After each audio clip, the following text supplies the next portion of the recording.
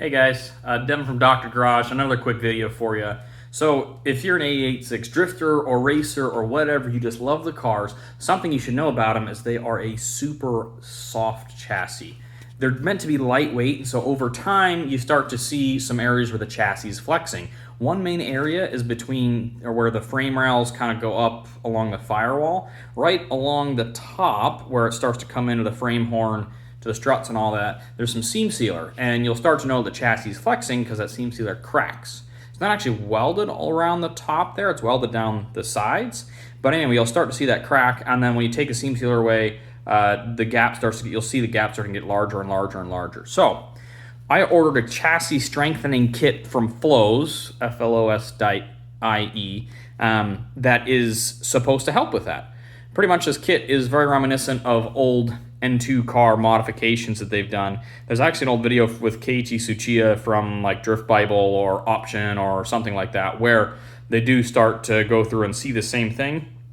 So they do a very similar chassis strengthening. So I'm gonna show you what I've got here.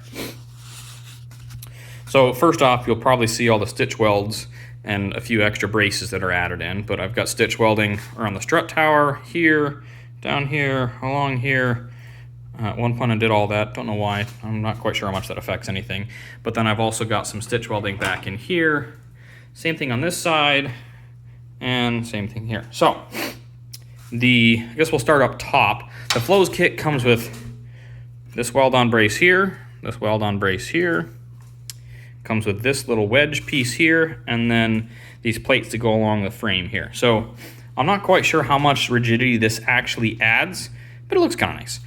This is probably the big one. So the reason why it starts to split apart down there is because there's not quite enough strength between the strut towers and the rest of the chassis. So adding this probably helps. This little wedge piece kind of extends the frame up a little bit and along the sides. I don't know how much it's going to help either, but then you've also got this plate that goes along the side of the frame rail, and that should help quite a bit. And I've got it done on both sides, right? So yeah. That's what I did to strengthen the chassis a bit. Welding on old cars, the welds don't look quite pretty because I find pockets of corrosion and other contaminants and stuff. I'm also just a guy that claims he knows how to use a welder. I make stuff all the time and nothing's broken, so although I'm not the best welder, I do all right.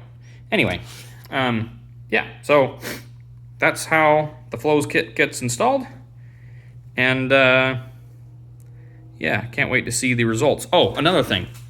So I didn't do it on my car yet, but Fender Braces are another big thing that goes between the door hinges and then they bolt on way up here.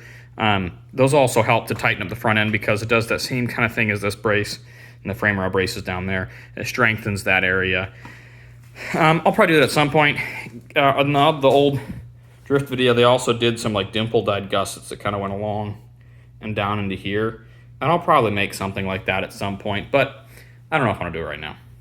Anyway, so yeah, hope that helps. Thanks for watching.